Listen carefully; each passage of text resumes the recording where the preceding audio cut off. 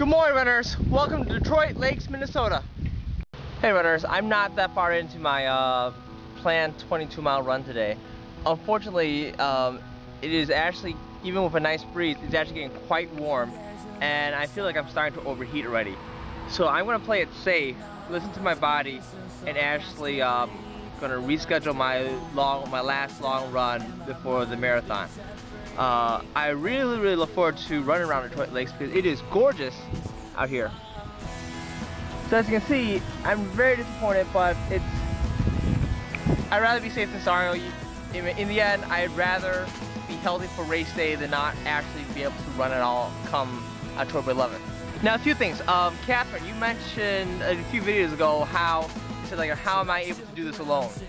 It's not because I didn't want to put money down for like a training group or anything, but because our good friend Andy Wergers did, and when he ran his first marathon, he trained alone. And he was one of the reasons why I kind of said to myself 3 years ago that I'm going to run a marathon by, when I turn 25. Sure enough, 3 years later, here I am, not too far away. And because of his dedication and motivation in training alone and doing it out of the blue, that's another reason why I chose to train alone this time. It's a good meditation time too. I mean, a lot of random stuff goes to my mind towards the early miles. I try to calm myself down because I know I have a long run. Then in the middle of the distances, it's like, oh yeah, I can do this. This is easy, no problem. And then later, since I really have to struggle a bit too. This is where my mind kicks in. Everything I can think of to get me going. And it's good because even though come race day there'll be a lot of people around me and they're going to suck me up, I know that if I need it, I can also rely on myself mentally. Whether it's through random song cheers or even meditation and prayer. Otherwise, Catherine, I'm really curious, how is your training going? I hope to hear from you soon. Best wishes. Just so you know, training for me, as long as getting into these longer distances, it is getting harder and harder on my body. How is your body treating you, Catherine?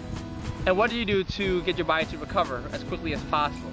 Also, to other runners out there, if you're curious, the training program I'm doing, since I'm running alone, is Hal Higdon's training, I believe Novice 1. I could be mistaken, it could be also Novice 2. The one thing is I did adjust it to my own body because I know how my body feels after a lot of mileage in a certain week.